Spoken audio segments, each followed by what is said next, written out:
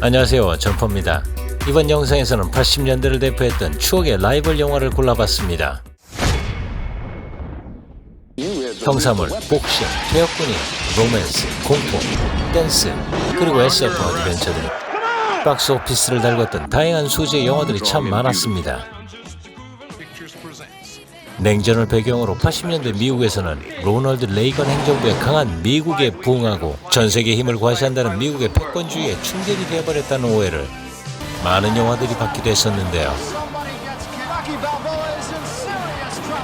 80년대를 풍미했던 첫 번째 라이벌 영화입니다. 80년대 근육질의 상의를 탈의하고 한 손으로 M60을 쏘는 배우는 람보가 처음이 아니었나 싶습니다. 전세계 남성들이 열광을 했죠. 당시 무적의 람보를 상대할 수 있었던 그 누군가를 아십니까? 근육질의 무표정한 코만도가 있었습니다. 여러분들은 이 둘 중 누구를 더 좋아하시는지요? 이 두 영화를 소환해 드리려고 합니다. 감상해 보시죠. 먼저 퇴역군인 람보입니다. 80년대 람보 시리즈는 1, 2, 3편이 있었는데요. 1982년에 개봉한 First Blood 람보 1은 데이빗 모렐의 소설을 바탕으로 제작된 영화로 테드 코체프 감독과 실베스터 스탈론이 공동 집필한 액션 영화이기도 합니다. 그린벨의 출신인 람보는 베트남 전쟁으로부터 돌아와 참전 시절에 전우를 찾아간 어느 시골 상간 마을에서 극중 보안관 윌 티지를 만나게 되며 꼬이기 시작합니다. 람보는 전시 때 겪었던 트라우마를 떠오르며 본능적으로 저항하기 시작하는데요. 람보는 발차기 액션만으로 경찰을 제압하며 끝내 도망자에 이르게 됩니다. 추운 겨울 람보는 바이크를 강탈해 산속으로 향합니다.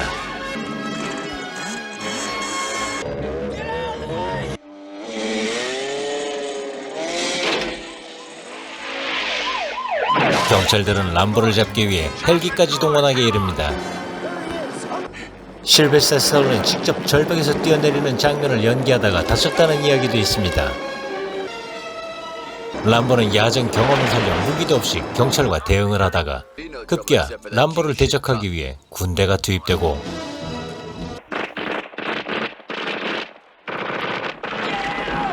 아무리 쏴도 죽지 않는 총알을 피해 다니는 무적의 람보가 탄생에 이릅니다.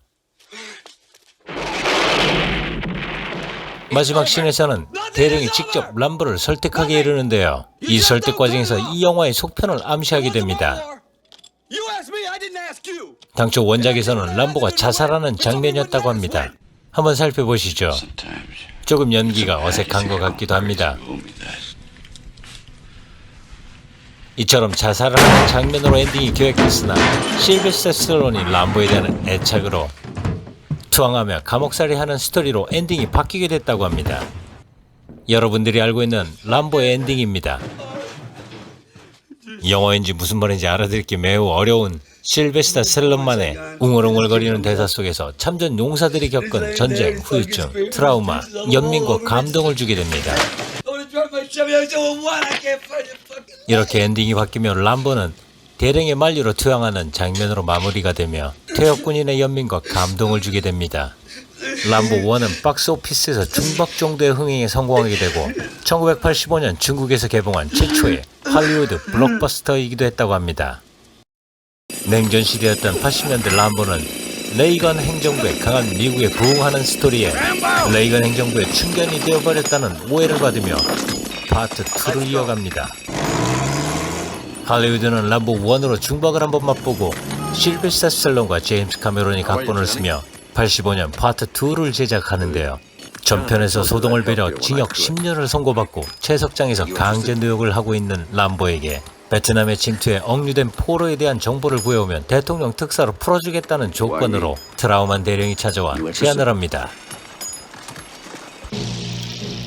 1편에서는 외상후 스트레스 장애에 시달렸던 참전 용사를 묘사한 반면 기대 이상의 중박의 흥행을 올리며 늘어난 예산과 상업성, 오락성의 포커스를 맞춘 블록버스터 영화로 냉전 시대 레이건 정권의 강한 미국을 대변하는 방공 영화 성격을 띠며 85년 람보 파트 2를 개봉하는데요.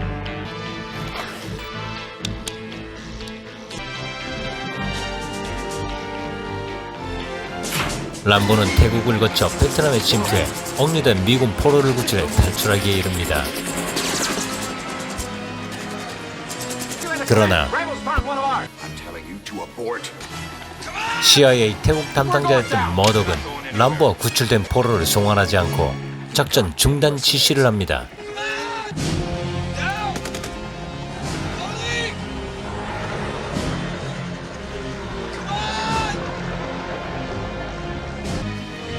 람보는 이렇게 다시 잡혀가게 되는데요.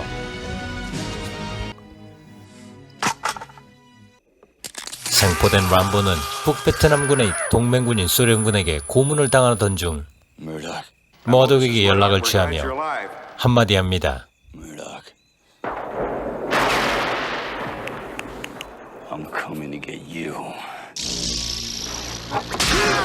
람보는 이렇게 다시 탈출을 하는데요. 이 배우는 함께 탈출한 정보원을 죽이고 온몸으로 활을 맞아주는 명장면을 만들어줍니다.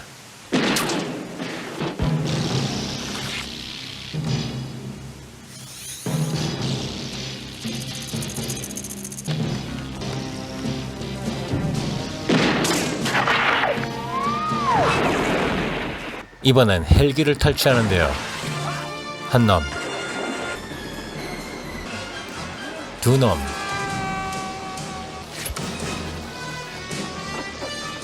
세 놈. 이렇게 헬기를 타고 포로들을 구하러 갑니다.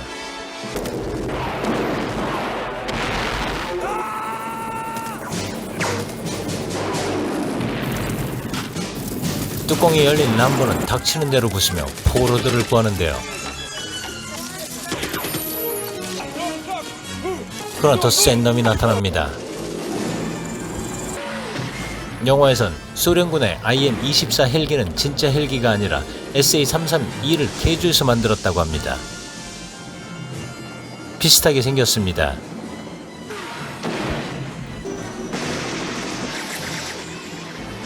M60의 대명사로 알려진 람보는 원래 1편 이후에 속편 계획이 없었지만 스텔러는 월남전 참전 실종자의 유족의 편지를 받고 실종자 문제를 공론화하기 위해 이 영화를 제작했다고 하는데요.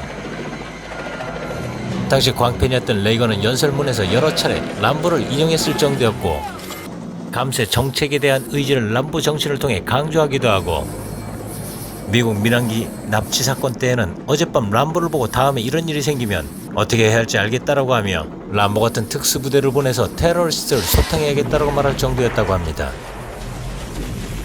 이렇게 고생 끝에 람보가 돌아와 머독을 쳤습니다.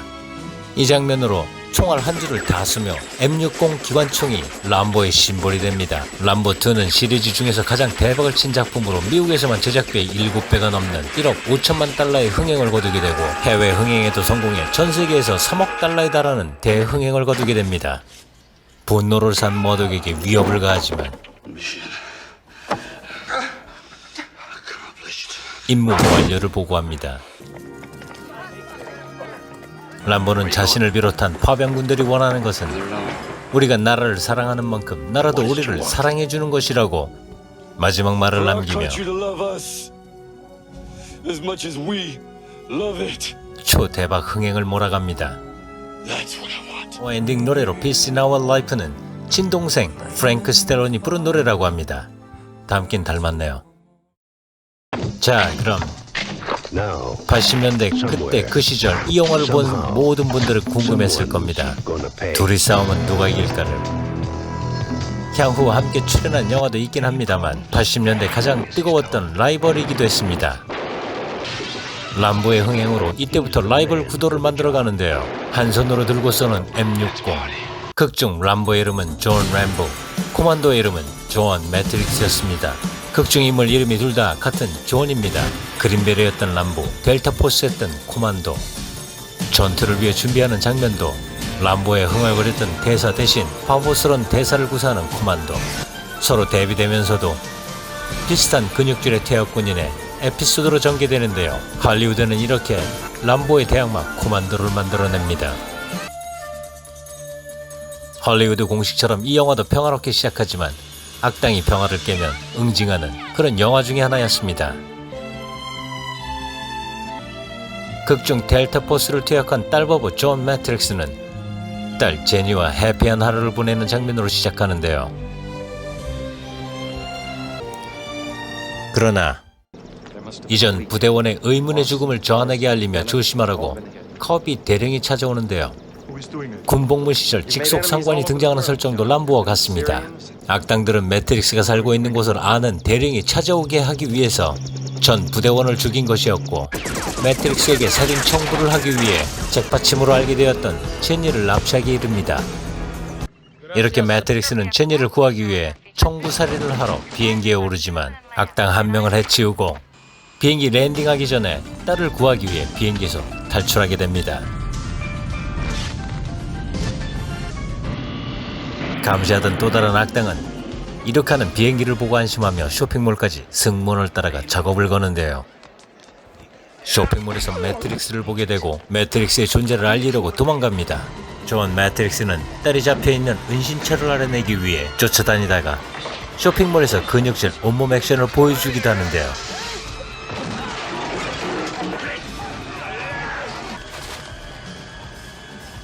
이 영화에서 사람들이 전혀 말이 안 되는 10가지 탑10을 꼽기도 하는데요. 그 중에 하나가 악당이 몰았던 노란색의 폴시가 출력이 월등했음에도 속도를 내지 못하고 007에서 유명해진 빨간 차, 이 차와 나란히 달리는 장면입니다. 심하게는 2배 정도의 호스파워가 차이가 나는 차입니다. 그리고 아놀드는 영알모처럼 바보스러운 말투로 뻥이야 라는 명대사를 날립니다. 이 영화에서 말 안 되는 또 한 가지가 있는데요. 대화에서 찾으셨나요? 악당의 이름을 어떻게 알았을까요? 매트릭스는 이렇게 무기 쇼핑을 하러 갑니다. 여기서 또 말이 안 되는 장면이 나오는데요. 한번 찾아보시죠. 민간인 자기 방어용 또는 사냥용 총을 파는 상점에서 군용 화기를 팔고 있다는 점입니다. 예를 들면 설명서까지 들어있는 소이로켓 발사기입니다. 이렇게 쇼핑을 마치고 경찰에게 잡힐 뻔하지만 신디가 로켓 발사기를 매뉴얼을 읽고 2방을 쏴서 매트릭스를 구해냅니다.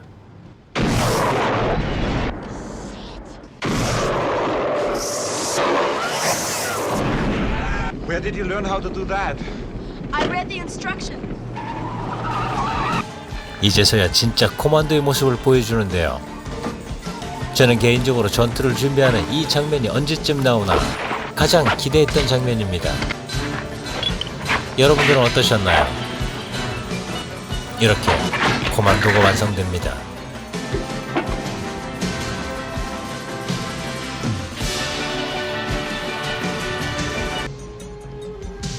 첫 번째 스캔, 두 번째 스캔, 두 번의 스캔으로 모든 준비가 끝납니다.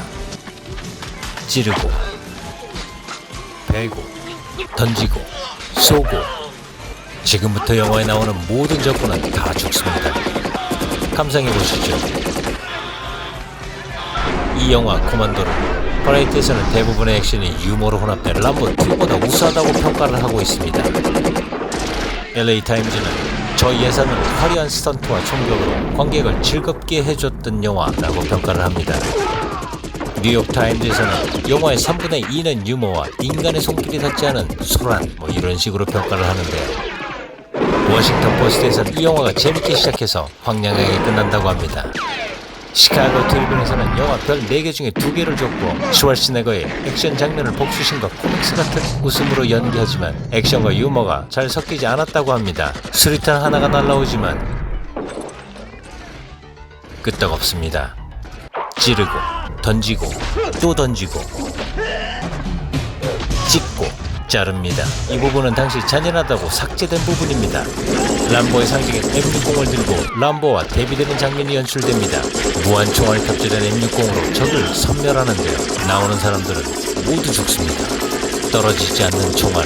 이 또한 영화에서 말이 안 되는 탑10 중에 하나입니다. 코만도 영화에서 말이 안 되는 탑10을 검색해보시면 여러 가지가 나올 겁니다. 악당 대장이라 한 번에 죽지 않네요.